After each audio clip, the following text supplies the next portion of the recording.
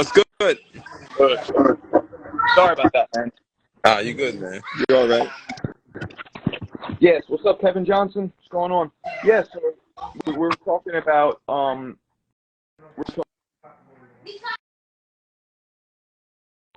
when I spoke with you guys this summer, Julian Senior, the Hawk, was choosing Terrence Crawford, and Julius Junior was choosing Errol Spence, and a lot of fighters were choosing Errol Spence. I kind of saw that, right? It was like, don't you think it was kind of more Spence was being chosen by fighters? That's the truth. Yeah. Why do you think? I believe it's because of the power, his bigness, because of how big he is, and they know that when they go up against a big guy, I guess from their own experience, they may be talking from that perspective. Yeah. Right. And then, so we were saying, and after the fight played out, you were saying, Julian, that you were surprised that the way he dominated.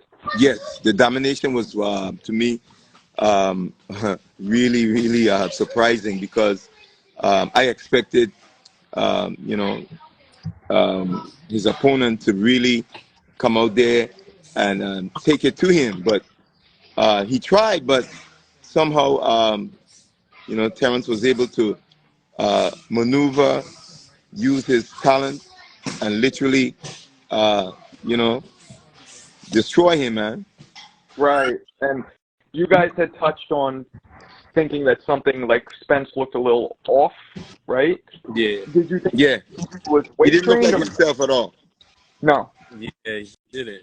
I mean, I could see some drainage. I could see some of that, but I don't know. It was more than, I think it was more than that.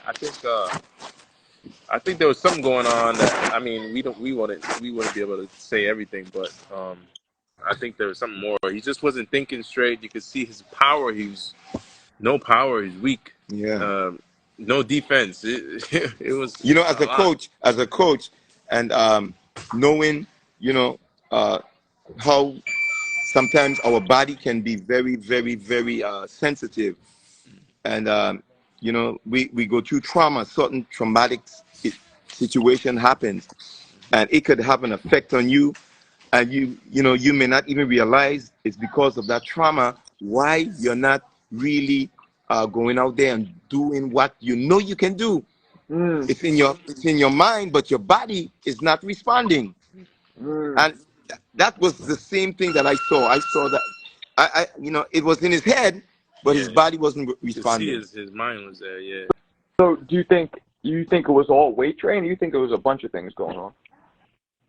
Well, I think it was a bunch of things going on. I believe that, like I said, a lot of traumatic event that he'd been through, the car accident. A lot of people tend to look beyond that, but believe me, it pays. It creeps up on you. Right. You may not even realize it. You know what I'm saying? It creeps up on you. It creeps up on you. Right. And I believe that's what happened. That's why a lot of people were saying that they think he should take some time and before he gets the rematch, take a little more time, let the body recuperate. Right. And so you were saying before that if they fight again at 154, do you think it'll make much of a difference? Yes. I still believe that you can still have the same, answer the same situation. He's I think that Crawford got his number. Yeah. You have a lot of fighters that go up against guys, and they would meet a guy that just definite. I mean, it's just amazing. They have their number. Mike Tyson, and what's his name? Holyfield. Yeah. Yeah.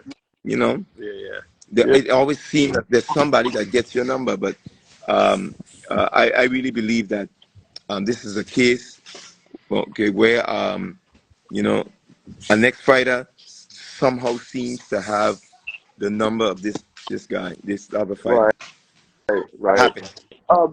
Julius, did you ever spar either of those guys? Huh? I'm asking Julius. Did you ever spar Crawford or Bud or anybody back in the day? Oh, nah. Spence was just coming up Yeah. right behind me, so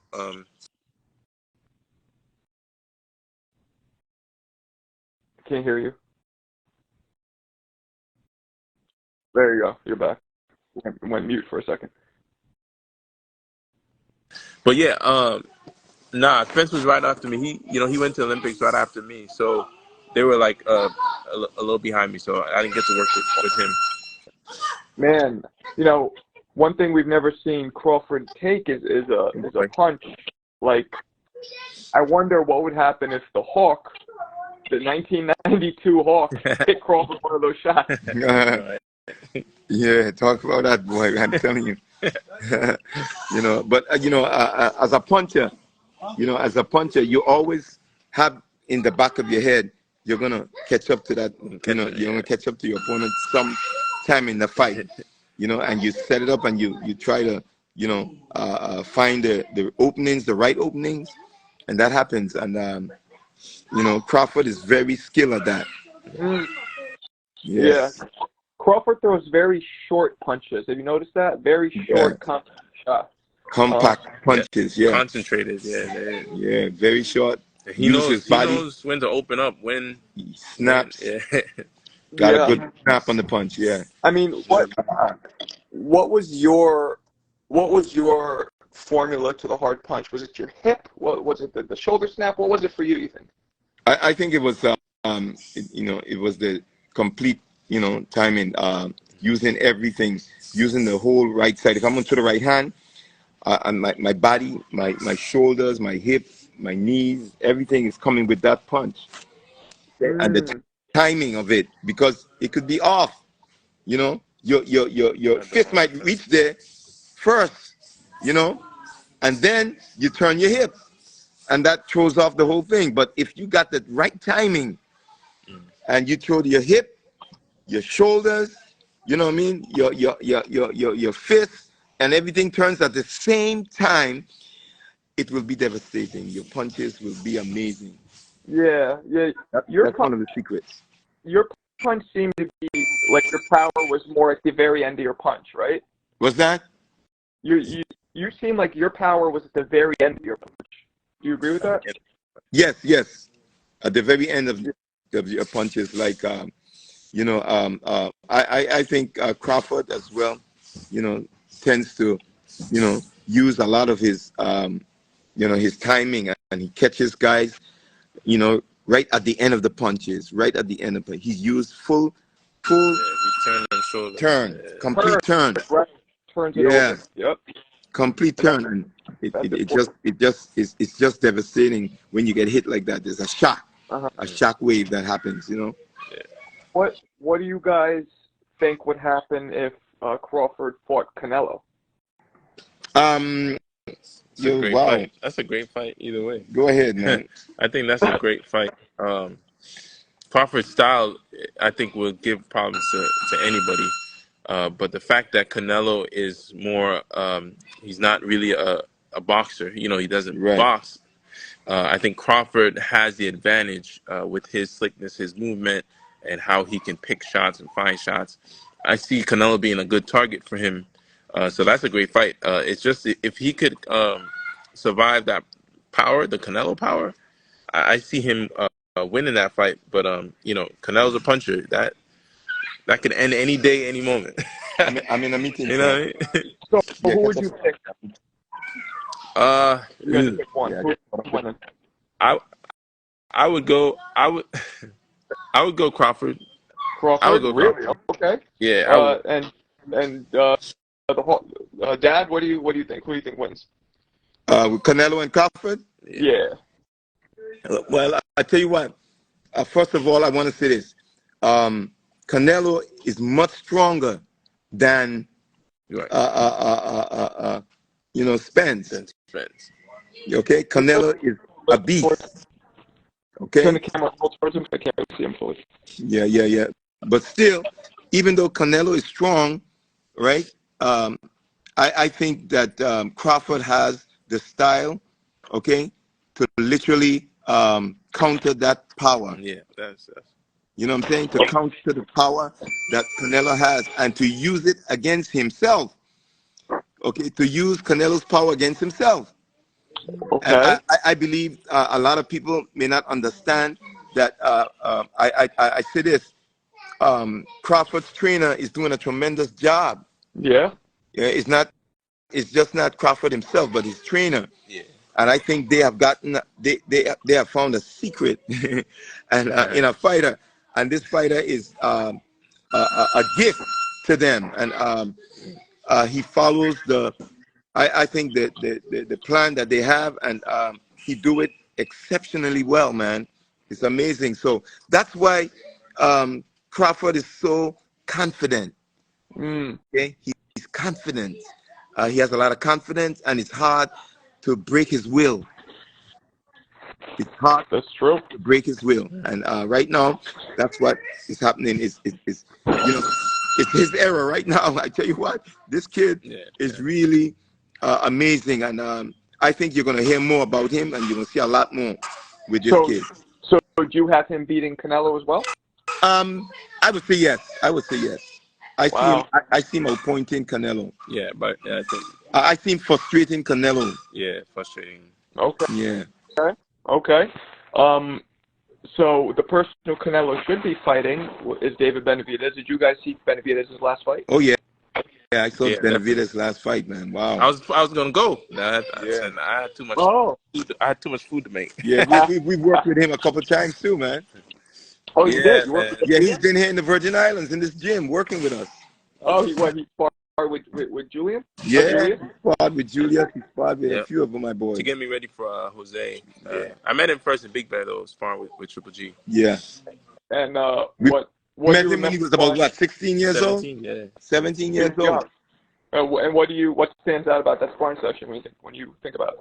Oh man. I was going 100% with a 17-year-old. That's that stood out. I was like, what? Yeah, this kid. I said, amazing, Coach Abel, man. how old is this guy? He said 17. I said, nah, no way. I'm going 100% with this dude. Wow. Yeah. He is a man. He's a beast, man. Yeah. So I'm that's the only guy at 168 I would bet all my money on to beat Canelo is David. Anybody else, I'll tell them nah. But I agree. But here's a question though: does all of this transfer for Benavidez, if and when, because it's happening, he moves up to 75? Yeah. Does all that transfer? Is he still the same dominant fighter at 75? I believe so. Yeah. I believe so too. Why? Because his weight. He carries the weight. He can carry the weight. Big boy. David's a big boy, man. He's fast. And he works hard. He don't take no shortcuts. He don't like they're the way they train and their dad, they don't take no shortcuts. So if he's gonna fight at 75, he's gonna be a strong 75. Strong 75.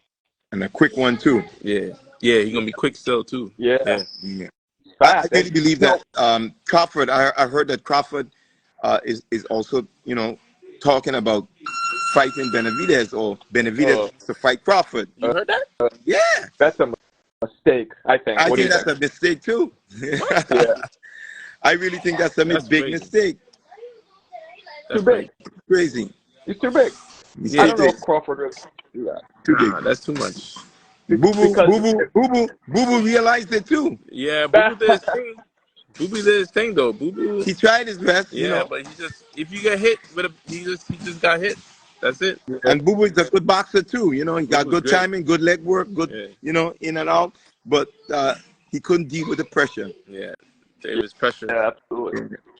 Pressure bursts pipes. It sure does. That's a lot. Yeah, I think he should be in the top pound for pound, in my opinion. Correct. At this point. 100% agreed. Yeah, absolutely. Did you guys see Shakur's last fight? Yeah, I watched some of it. You see? Yeah, I saw some of it too. A lot of people weren't very happy with that. What'd you guys think? Yeah. I mean, we all have nights like that. I think he played it smart. I mean, he was in there with a tough guy. That wasn't an easy fight. It wasn't at all. That wasn't no slouch fight. I think a lot of people may have overlooked his opponent. But his opponent has a good pop. Yeah, He has a good jab. yeah. He has some good Skills. fundamentals, Yeah, he has skills. So And he went in there and he did his thing, and yeah. Shakur realized that, wait a minute, I got a fight in front of Yeah, me. and he wasn't 100% either though. No. That's what they're Yeah, saying. Right? That's he what didn't they're want to saying. talk about it. I could see it though. I could see it on him. But yeah, I think he just did what he had to do. He got the win. Okay. So I think he'd be just fine. So here's the question. So let's say the top lightweights, right, or whatever, junior welterweight, lightweight, Shakur, Teofimo, Devin Haney, and who am I missing? Shakur, Teofimo, Devin Haney, and Tank. Let's say they all fought each other in like a tournament. Who do you think would end up coming out being victorious over everybody?